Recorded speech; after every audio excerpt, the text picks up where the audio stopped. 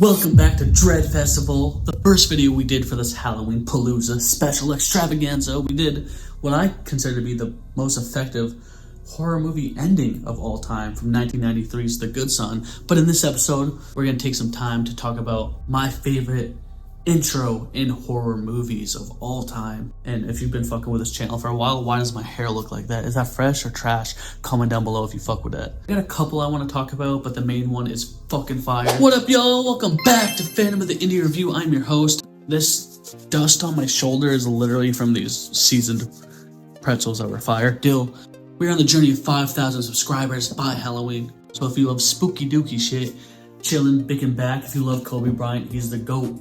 Come hang out with me.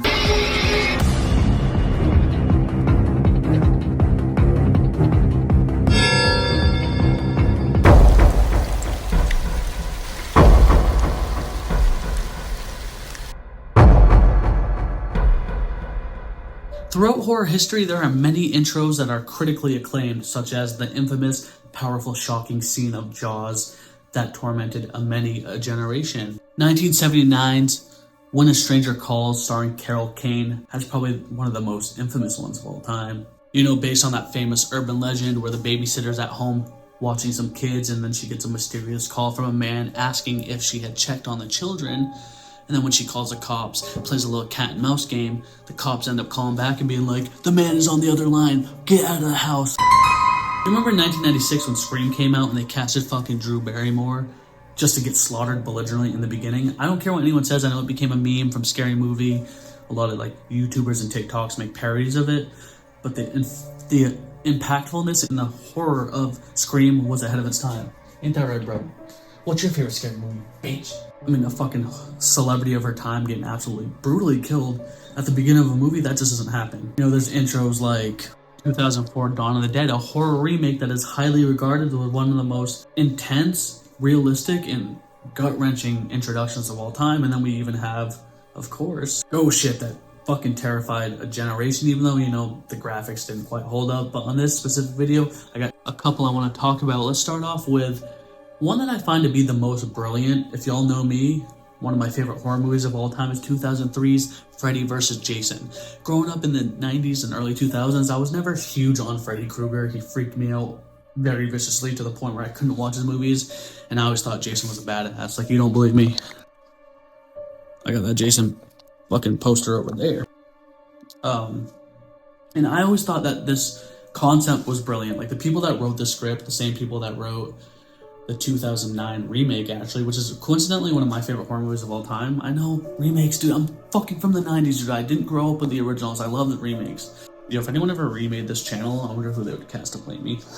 But yeah, so Freddy vs. Jason. First off, I want to talk about how genius I always thought this premise was. The fact that Freddy Krueger was away from the dreams, was away from the kids of Springfield for so long that he had to, like, infiltrate Jason's dreams and bring Jason to life using his mother to torment him back into a killing spree just to, like, get the credit to be like, oh, Freddy Krueger's back, and then Jason just can't stop killing people. I always thought that was wicked fire. But the reason I love this introduction is that reason alone. We get Freddy Krueger talking shit, being like, "Y'all forgot about me, huh? Y'all about to remember what fears taste like." And then he fucking goes into the deep, dark mind of Jason, sees him as a kid, and brings his mother's spirit back to torment him and wake him up and be like, "Yo, guess what? Mommy wants you to be a special boy and kill people, make them remember what fear tastes like." But it's just Freddy gaslighting him. And then we have that scene where the girl is on the dock and she's all like eerily creeping around, and, you know, Biddy's hanging out. And then as Jason, and in the dream, as Jason comes up to kills her, he sees all the faces of these camp counselors that was slaughtered by him and his mother. And it just takes a psychological toll on him. I always love the idea of, like, this horrific creature, Jason, fucking genuinely being terrified. And Jason straight up being scared of Freddy Krueger himself. Like, I don't know, I just thought the dreary, dark lit scene of Camp Crystal Lake looked good. 2000s movies always hit differently. That's why I talk about them the most. And then just, like, the concept hammered home that whole movie with Freddy Krueger kind of using Jason as his vessel to kill people, but going into his dreams to do that. I always thought it was hella fucking fire. It just used to creep me out, especially when the second he goes, make them remember what fear tastes like. I've been away from my children for far too long. And then we get the shitty 2000s graphics of the fucking gut being cut open. Freddy vs. Jason heavy metal music. Oh, fucking banger. Bang that shit. Bang it hard. Before we get to my number one favorite scene, which again, no spoilers, y'all should know what this is.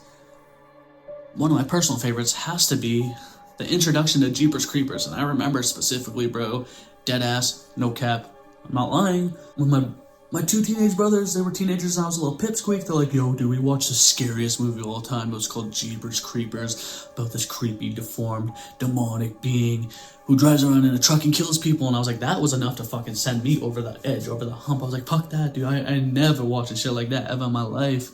How could I? Why would I? Should I?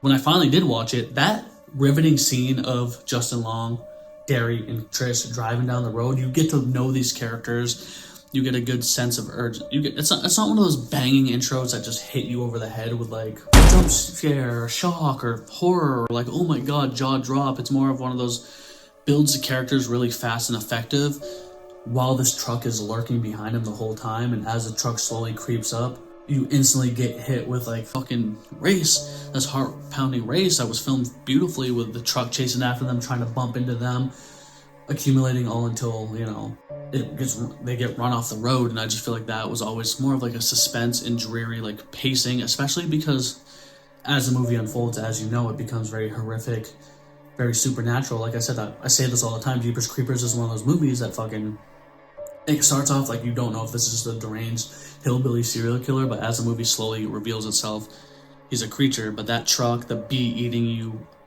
imagine making a license plate so iconic, more iconic than a sticker that says Cowboys Butts Drive Me Nuts.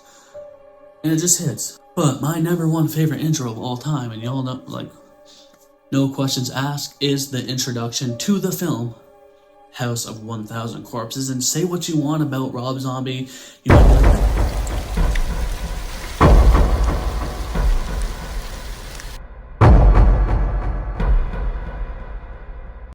might be like, oh, he fucking casts Sherry Moon too often in his movies, or Rob Zombie just pretty much makes movies to show off how hot his wife is, or, you know, his dialogue is kind of derivative. He really has this weird, unique dialect and writing style that is either cringe-worthy to some or genius to others, and I feel like House of 1000 Corpses is a prime example of it. It's set in the Captain Spaulding's Museum of Monsters and Madness, Mayhem, whatever, and it's so fucking eerie, dude.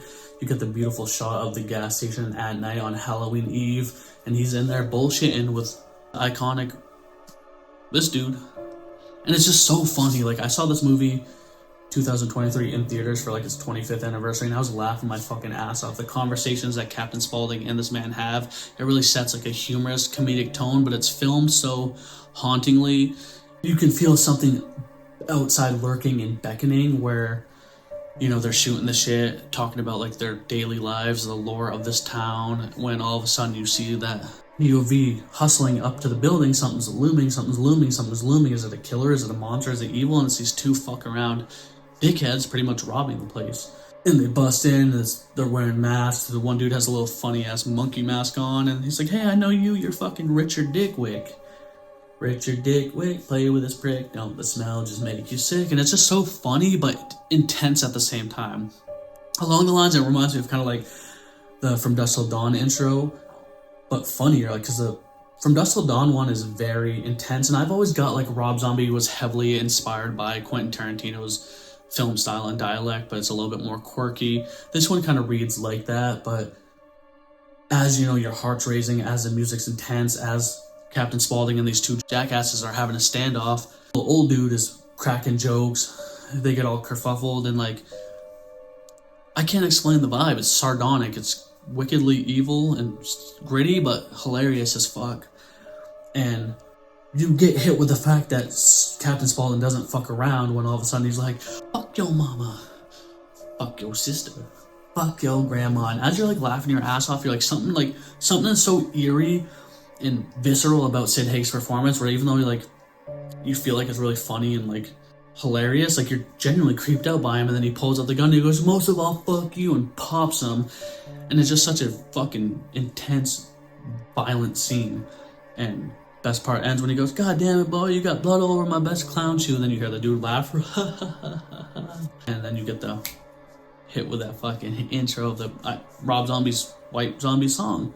And I don't know, I just wanted to talk about that scene specifically because I feel like it is so underrated. Like, moral of the story is House of a Thousand Corpses is one of the most underrated horror movies of all time. Say what you want about Rob Zombie, you can be like, yes, his movies aren't the best.